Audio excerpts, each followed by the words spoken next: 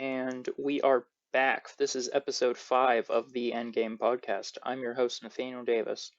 Today is going to be a bit different than other episodes. This episode is going to be my Endgame.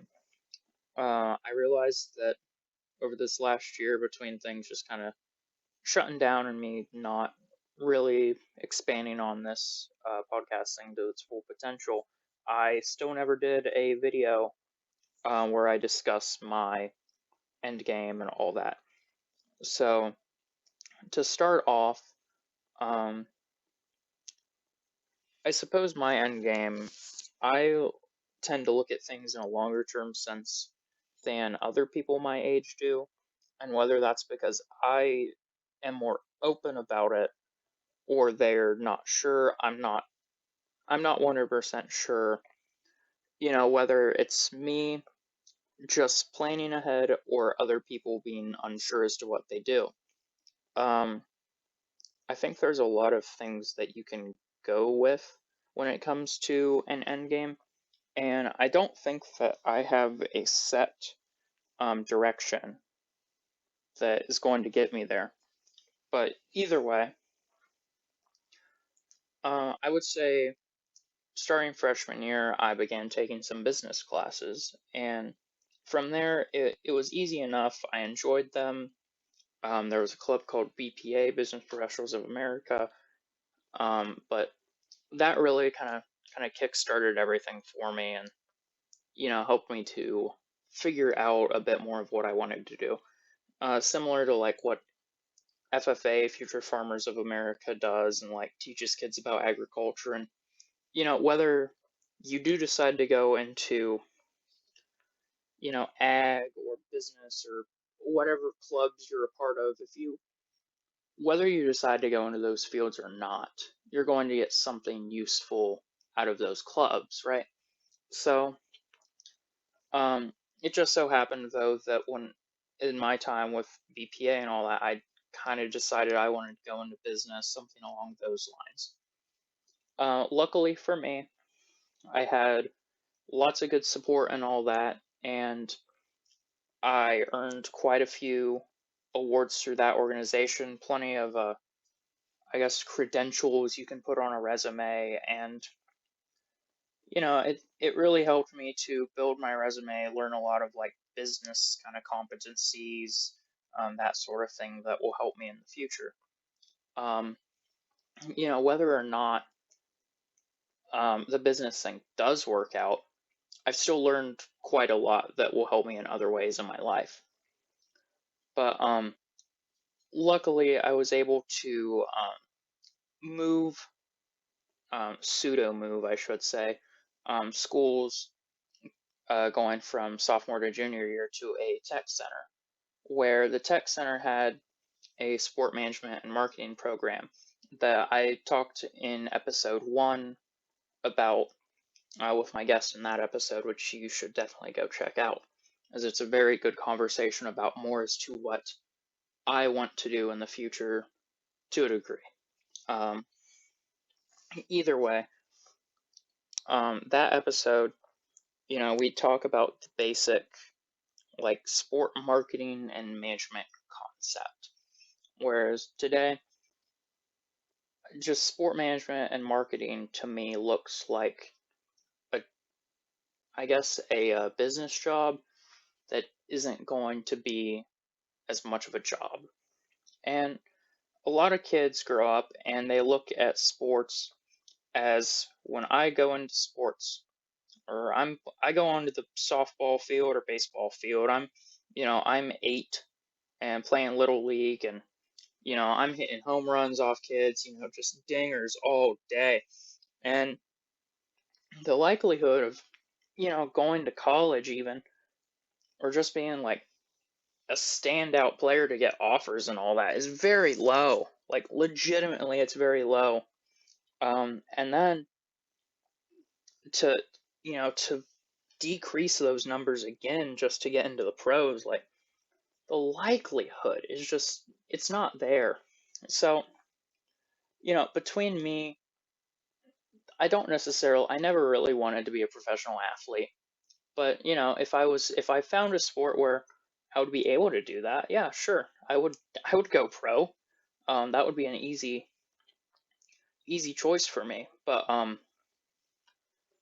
sport management and marketing is, enough of a business degree that it's going to let me stay involved with sports and, still have a very good job that'll help me in the future. Um, but through some of the other clubs that I've been in, Scouts BSCA primarily, I've learned plenty of other things that, like leadership things, are going to help me in the future.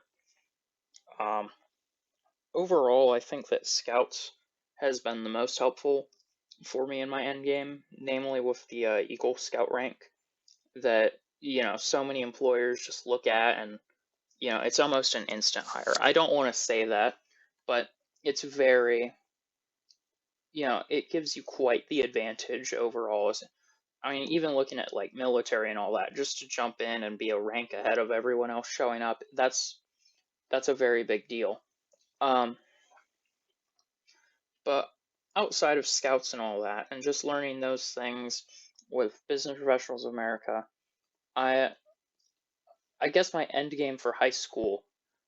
We'll start with high school. My end game for high school was to get honors, and I never cared about top of the class.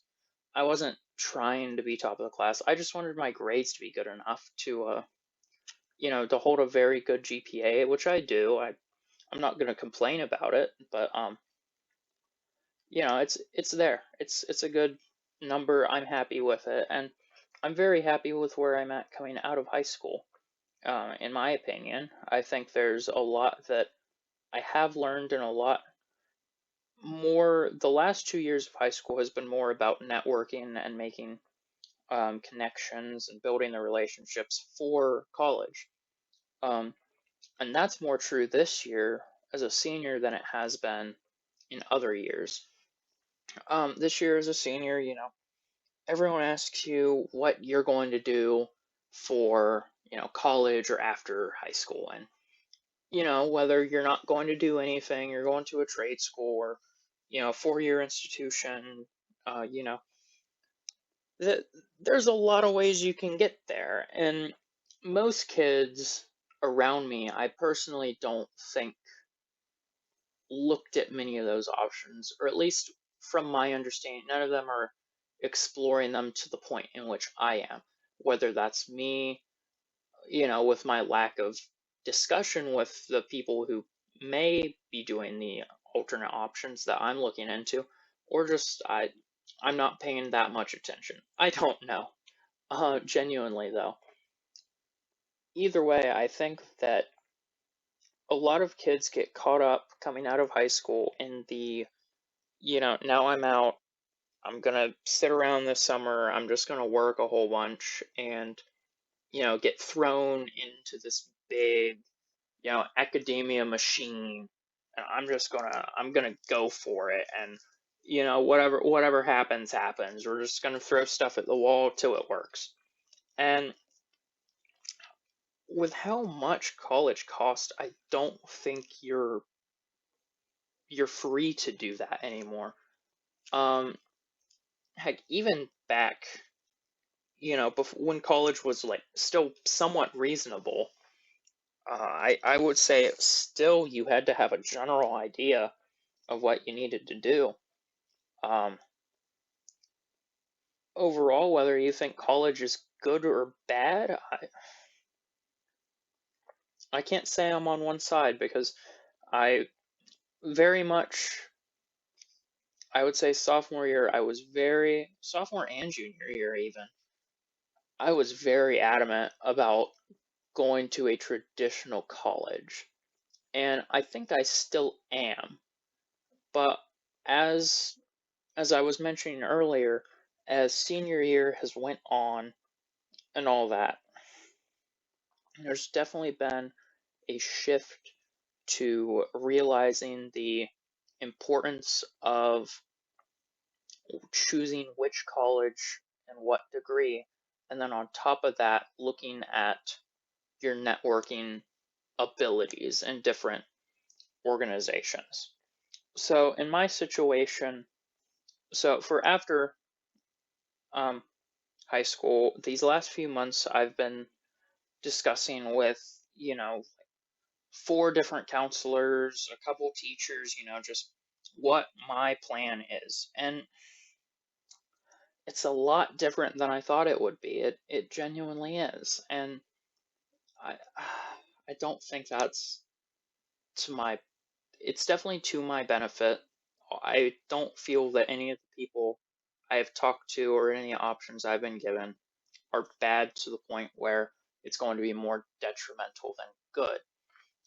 But I do feel that over these discussions, I've realized that there isn't any good way to go about this. And on top of that, whatever plan you think you have, it's not going to stick. It doesn't matter where you're at, your plan is not going to stick. Life's going to throw a curveball. And I would think that this last 2 months when I've been getting these plans and all that, because it's not the plan I thought, it's definitely been more of an anxious kind of feeling like going into this whole college thing. And I that's a new feeling because I'm not necessarily in control of it. I'm being told what is best for me, whereas I've over high school for the most part, I've known what I'm doing in my clubs and I know what goals I have set. And I was in control of those. And that's not to say that the goals are changed in these situations. The people that are telling me are still, what the people telling me what path to take are still telling me the best path to my goal that I told them I want to get to. It's just my lack of, knowledge in the college process is somewhat showing, and I'm leaning on a lot more people for different advice and ideas going into this. Um, but to get more to the meat and potatoes of my after high school goal, I want to get the degree in sport management and marketing, which, from how I understand it, is most likely going to be a double major now, which, just another curveball, why not? But it's something new, and I think it'll be beneficial because cost won't change for that at all. Most of those classes will fit together, but I originally planned on kind of hanging out at home. There's a few certifications that I'll have, and working in those respective fields with those certifications. And I that plan very much got changed, and that's not to say that I can't use those certifications for a job through high school, or not high school, but college rather. And no one's saying I can't use those certifications because the money that I could get with having those is much better than some small, I don't want to say small, but just starting out minimum wage, McDonald's slinging burgers, or wrapping tacos at the Taco Bell kind of thing. So I'll still get use out of those things, but overall, that the plan changed enough to add some complexity, and complexity is good, but it's definitely something to get used to. Um, through college, I have a good amount of what we call, at least, college credit plus. I know it goes by a few different names across the country, but that may or may not take some time off of my college experience, and I have to.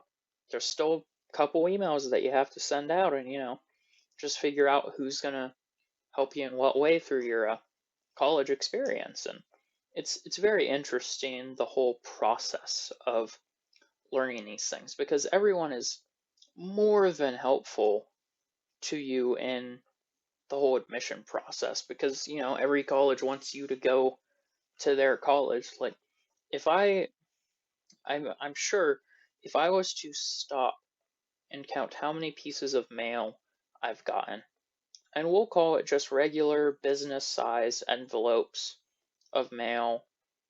We'll look at the flyers, that you can just slap a stamp on, even though they're oversized, and it's still all right. Not We won't even look at the giant magazines that some of these colleges hand out, but if you think about how much mail a typical high schooler gets between junior and senior year from colleges just interested in having them attend their college, I would say that it's easily over $300 in stamps alone.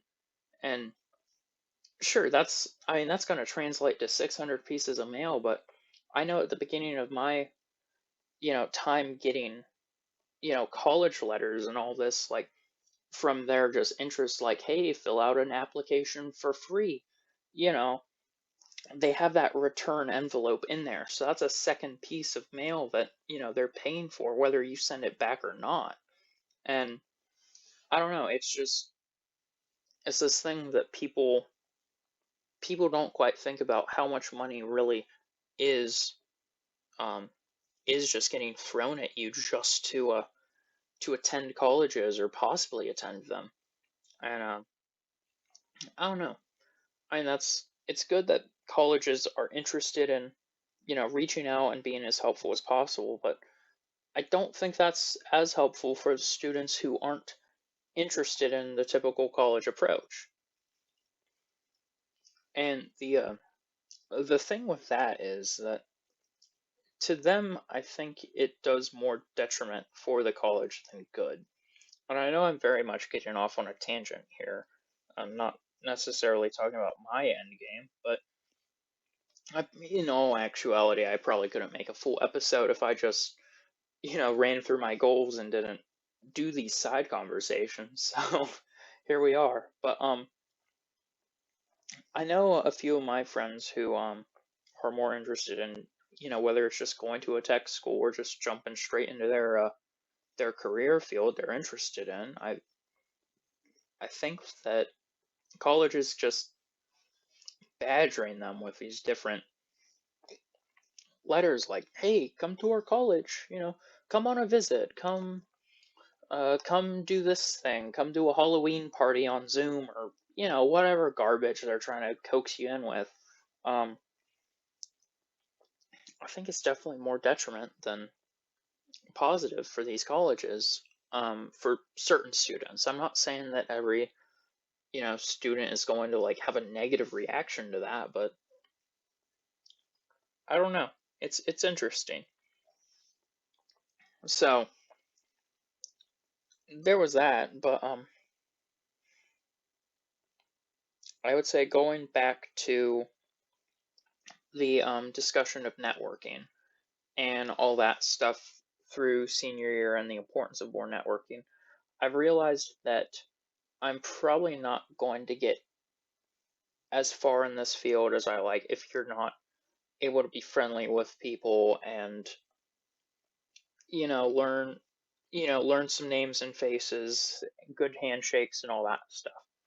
Because going into the sport management industry, it's it's a big industry. Like there's lots of money in sports, mainly the broadcast deals and all that alone. But when you add all the people who are working for an industry, like these are huge salaries, even if it's not like not some major athlete salary, but if you look at the range of salaries from the top, like, you know, head honchos at, whatever league you want to talk about, NFL, NBA, MLB, I don't care what league, the people at the top are making tons of money, and the people in the, middle and lower management, ticket sales, they're still making decent money. Like, there's lots of money in the sport industry.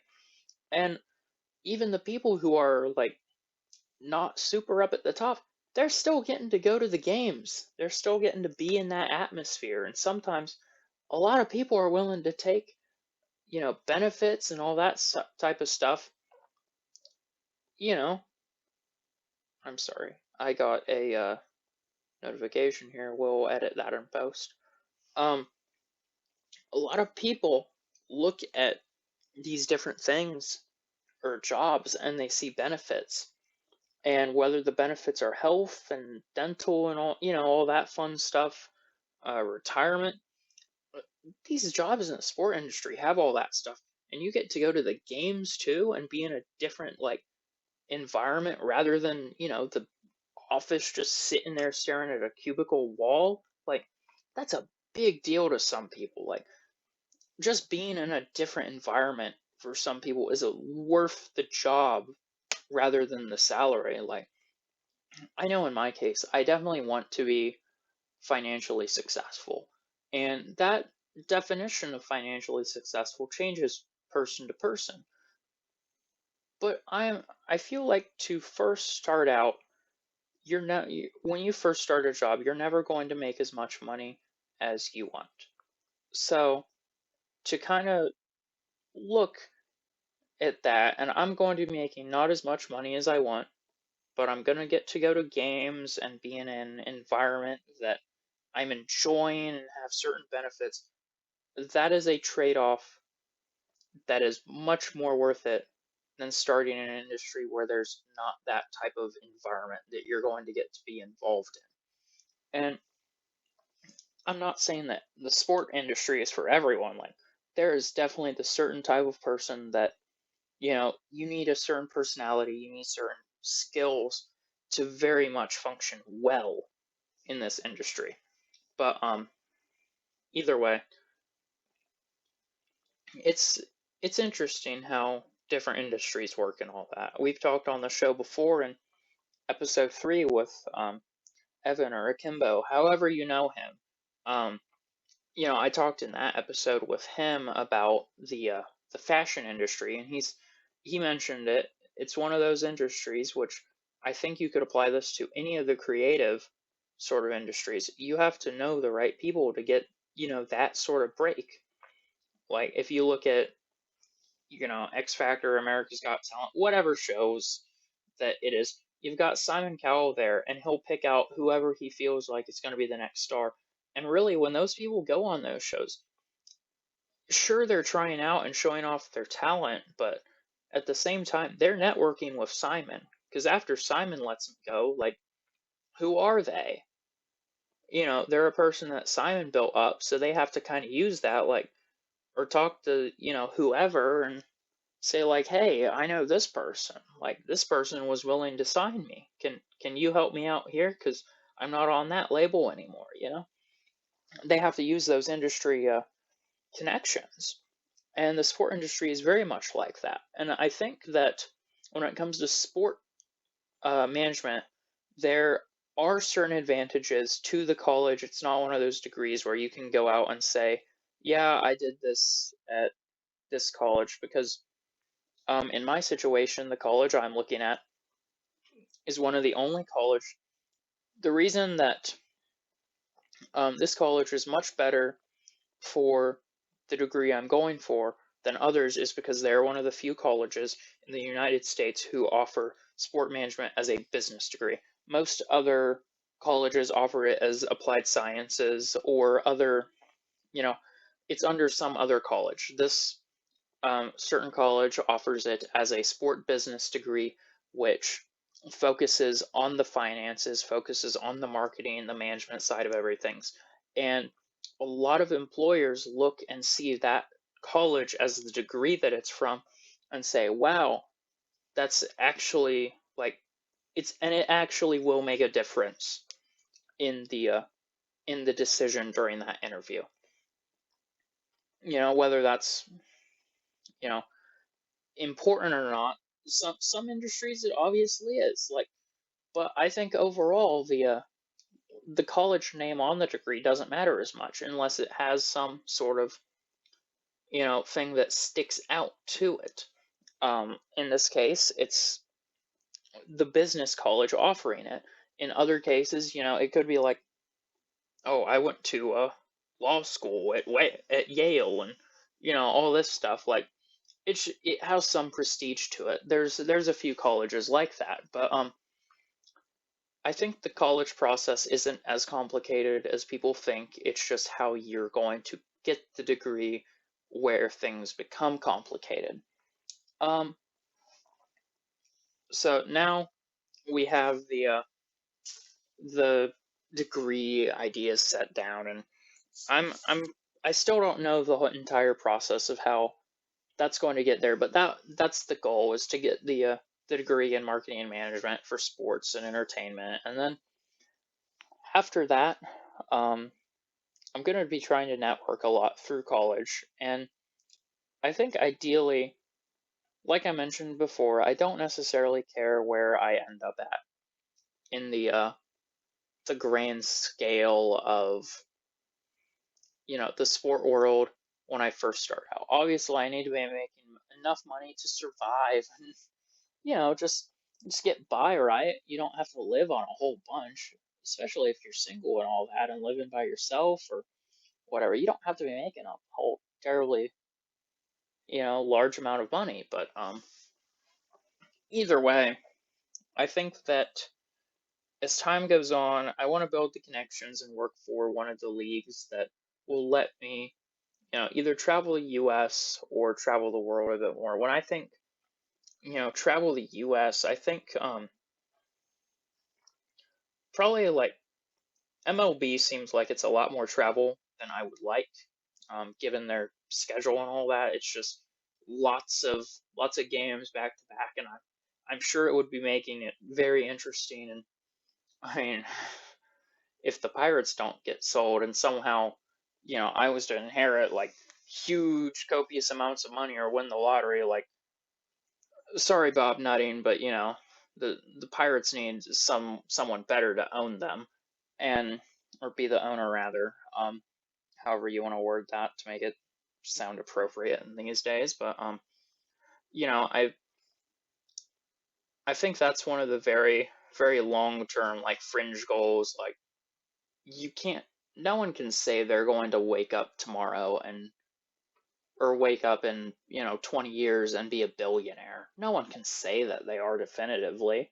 But I think a lot more people as time goes on are going to be saying like, hey, I have however much money saved up from making smart decisions as a younger person, and they're going to be in a lot better positions as time goes on. Um, Either way, that yeah, owning the Pirates is definitely a very, very long-term fringe goal. But that one might not happen. Probably won't, but it's still going to be on the radar. Um, but either way, long term, MLB, like I said, I think that's a bit more travel than I'm looking for. I'm looking for something that will let me travel and still kind of explore the places that I'm at and not just totally burn me out on my entire like trip in these places. Um, I think NFL week to week is all right, but you're definitely kind of stuck to your region of the conference or league. You're stuck to certain teams that you're going to play. You can say like, hey, I want to go hang out in Florida and a couple times this season, and your one Florida game is at the very beginning of the season. You're in August down there when everyone's there anyways, and you really don't get to like go to be there and hang out, right? You're kind of getting out of the way, and then it's like, oh well, that's over. Um, I think to kind of not break down all the leagues, I think that a sport that's outside would be a lot nicer for me. I just enjoy it a bit better. Um, Plus, I'm not that into basketball or hockey or like that. I'm not.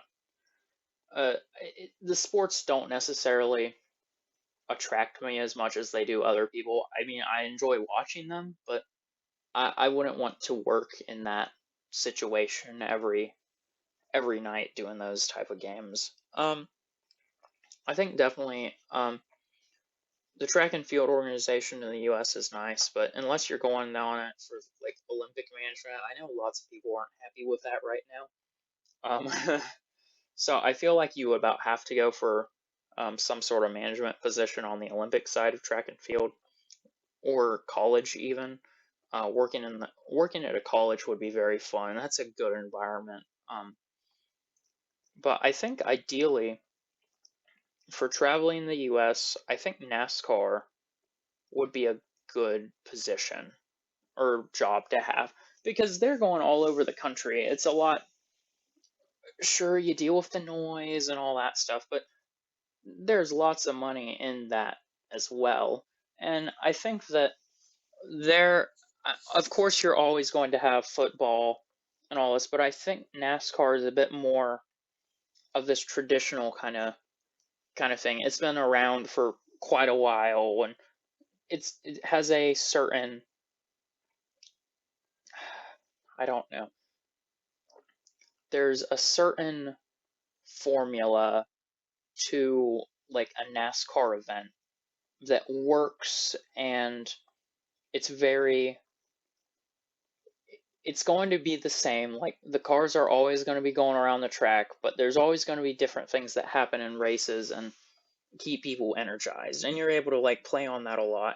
So I think that would be a fun job because they go across the country and all that. And it's like we there's a week between most of the main races, and there's some different things that happen along the way, right? So I think for traveling in the US, that would be that would be interesting as a job. If I was to get a job and long-term goal that would allow me to travel the world, right? I think UFC or working on some sort of Olympic committee would be the best fit. Um, I say UFC because they go everywhere. They're all over. Um, they go to a lot of like destination, like they're in Rio, they're in Dubai, Las Vegas. They're all over the world doing these different, you know, not exhibition, but they're doing these, fights that are going to be doing different, um, they're going to be in different locations rather than, whatever other sport you're at. They're in untraditional locations all over the world. And there's a lot of money in that. Fighters are going to be paid extreme amounts of money throughout. I'm sure that being at a UFC event is probably one of the more electric environments because it's constant just action rather than like, I'm sure football is action every play, there's tackles and all that, but there's something like about the fights that there's a different there's a different vibe to that sort of event. So I think that would be very interesting. And then I say something on the Olympics just because it's a global kind of organization. So you're going to be traveling all over to, meet with different people. And whether that's, obviously you're only going to be doing stuff every 2 years if you're working on the winter and summer side of things. But still, you're kind of traveling over and doing business in those 2 years to lead up to this like perfect 2 week event that is going to encapsulate everything that you've worked for 2 years, and then go into the next planning phase for the next 2 years, right? And whether you can work on the summer and winter side, but 4 years, we'll assume that you're only able to work on one side, and you're sitting there waiting for the next Summer Olympics, and you have 4 years to plan this perfect event that's going to top the last Olympics by a mile. You know what I mean? So I feel like looking at working for the Olympics and being able to travel for 2 years for two whatever, being able to travel for like 4 years of just planning and different business kind of meetings and just not necessarily not necessarily hanging out, but there's a bit more downtime in between those two where you'll be able to go out and explore the different cultures in these different countries that you go to and see the different things while you're on business trips rather than, you know, you're with UFC or whoever and you touch down in Dubai at 4 in the morning and you're just go, go, go, set up, set up, set up. And then you get whatever energy you have left after the night of the fights and all that to go explore and then, a couple days to rest and then you're back on the road. I don't know. I feel like just more of a casual stop in different locations, do your business with, whatever other officials you need to meet with, and then go to the next stop and just kind of constantly hopping around the world to see different things. That would be very appealing. It'd be interesting. I don't want to say I'd enjoy it because I haven't done that yet, but I feel like I would enjoy it. So there's that. Longer term, like retirement side of things, I think my end game is to just have like 10 rental properties that I own and just sit there and cash in on those. Obviously you're never going to have someone renting in all of the properties, but um, I think overall, once you get the property paid off that you're not renting or that you're renting, then you have to assume that that's all going to come back into your money, and whether you're reinvesting that or just using, a couple of those houses rent to live off of and, living within your means. I don't Retirement doesn't have to be this big extravagant thing. Obviously, I want to have enough money so as I age and, my body slows down, I can have different procedures, whether it's like a knee replacement or something like that, to make sure I'm still, active and able to move around. And I think longer term, once you get past a certain age and closer to retirement, the long term goal switches more from being stable and set up in your life to just in general relaxing, slowing down, and enjoying the health that you have. And, you know, as time goes on, I'm sure that will be a much more apparent thing. And it'll hit me about the same time it does most people, where they have this moment of panic, like, wow, now I need to really start, paying attention to the different things in my life that I hold a lot closer than money and all that. Because in the end, money's not everything. Money makes things a lot easier, but I think if you're not generous with your money, and I don't mean generous as just throwing money away on like random causes. I don't think you need to be like, Bill Gates or whoever that are, you know, it doesn't have to be this big, like, whoop-de-doo, look at me, YouTuber sort of. I gave $50 to a homeless man. Let's see what he does with it. And, you don't have to have this weird stigma kind of um, air about the giving. You can just give money to causes that you see fit. Give money to, the person on the side of the road to go get, a burger or something at McDonald's, because the littler things like that are probably going to have a much bigger impact than donating to some huge nonprofit that is almost a corporation at this point. And I'm not saying you shouldn't donate to causes like that. There are huge organizations that do great things. But I think long term people need to be more generous with their money in a less self-centered way. And, just doing things that are going to be more helpful on a level that they see as beneficial. Because going back to the example of the say the homeless person on the street, say you stop and you talk to the person, they say like, look man, I just it's cold, whatever, I need like some sort of sleeping bag or tent or something.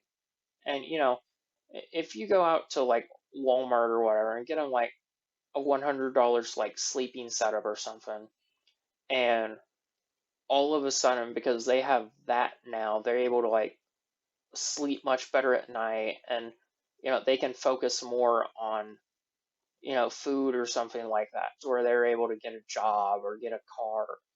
Car is definitely like way down the road for someone in that position, but literally just doing something as small as that. I mean, sure, to some people at a younger age, $100 isn't a lot, but when you get to a certain point in life, I think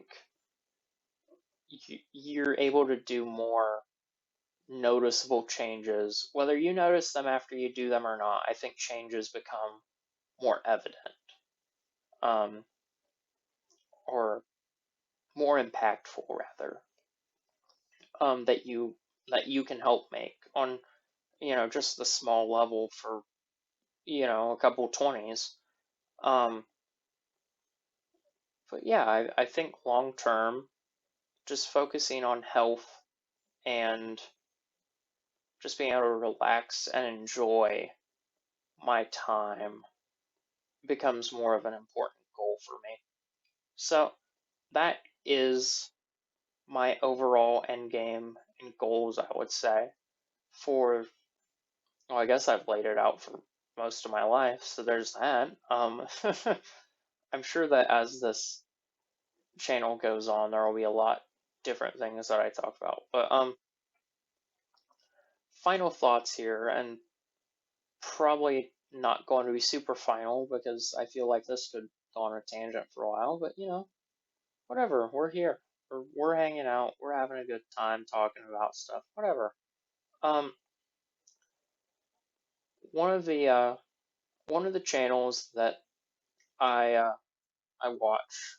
Those of you who know me personally, I play lots of Magic the Gathering, but one of the channels I watch that relates to the card game and all that, he does lots of investing in the card game, and he's done it since he was younger. He's got about 25 years of card investments, and whether you think the collectibles sector of investments is good or not, that's up to you. And that's not all he does. He does plenty of real estate and like that also. But he's told stories about how he used to work at a brokerage firm. He went to college and for the broker license, and he was extremely good at it. He got over the certain scores where they had to test him and make sure that he wasn't cheating and all that.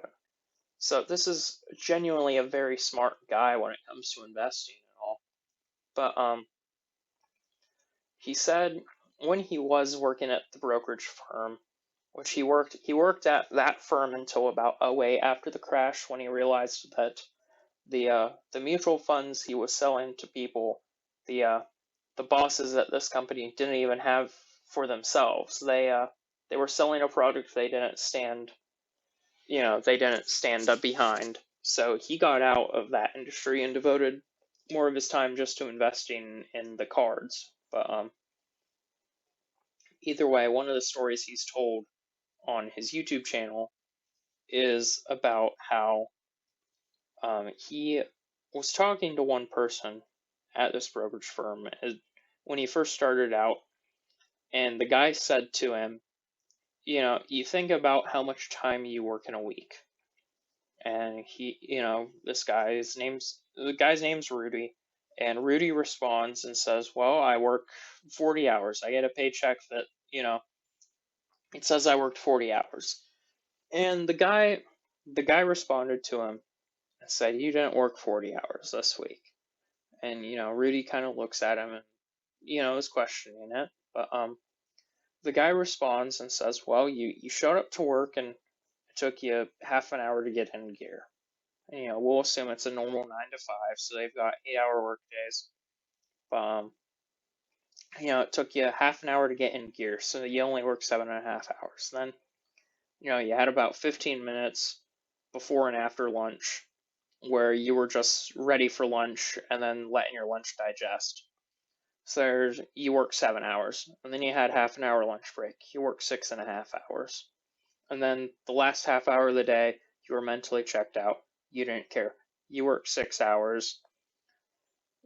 So you're only working about a 30-hour week, genuinely.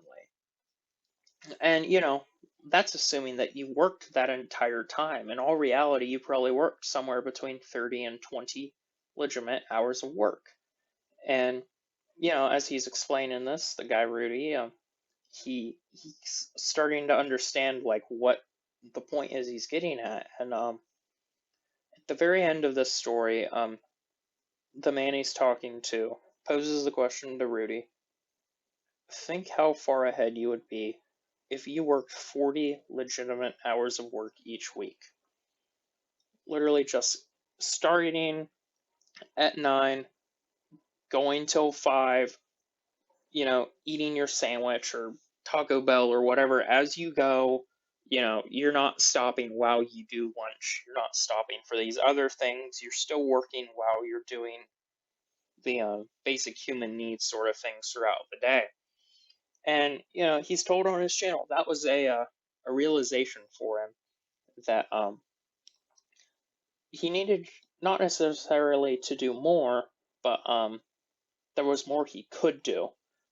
So he said from that point he did actually take up a couple more, not a couple more, but he decided he would start waiting tables or bartending or doing other different things in his free time. And he wasn't working a lot, or sleeping a lot. He said he'd get done at bartending at 2 and then just go park in front of his office and sleep in the car and get up and do it the next day. And essentially the moral of that story was to you have to look at your time and how valuable it is, because there's only going to be a certain amount of time in our lives that we are young and able to push our body to limits that are almost inhuman. I think about like real life, and you look at Elon Musk and what he does with himself, and just working constantly to where he just is exhausted and then wakes up 6 hours later and just does it all over again. It's so insane what some people have been able to do with themselves by working on this schedule.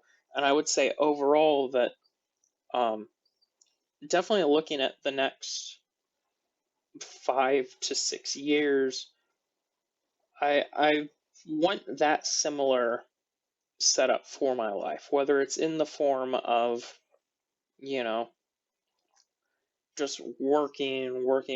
I want to enjoy the next 6 years, but I want to enjoy like the last 40 years of my life too.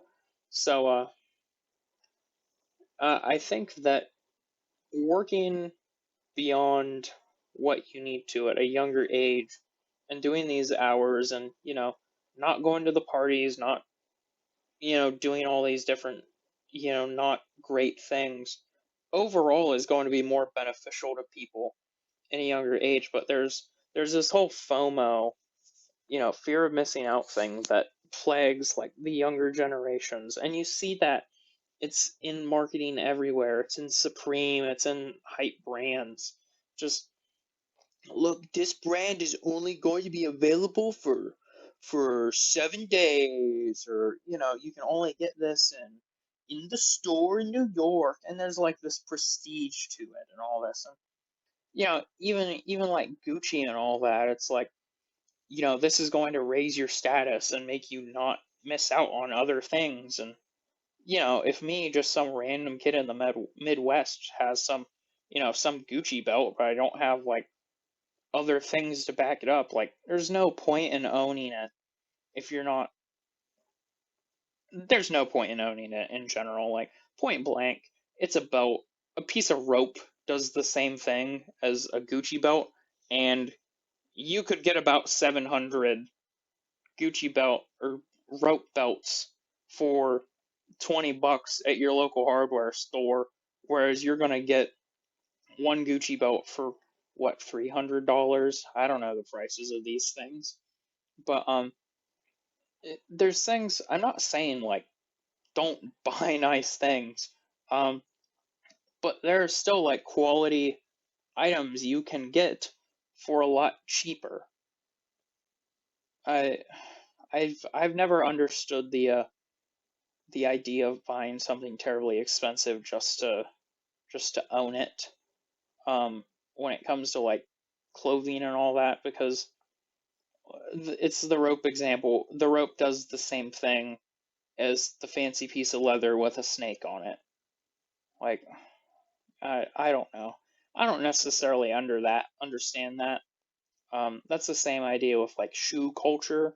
I don't necessarily understand the interest in that. I understand that people want to have hobbies and be a part of something bigger, and maybe that's all there is to it, and that's, the shoes are a part of that as well. But I think when it comes down to something with utility, um, and sure, there's different levels of quality, but I think at least with a belt, we'll go back to this example. A belt, the purpose of a belt is to keep your pants up, correct?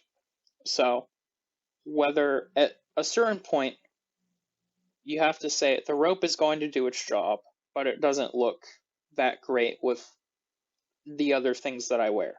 So, you can get some sort of fancy reversible like brown and black belt. And there you go. You have two belts for the price of one. And it's leather and it does its job, right? And it looks decent.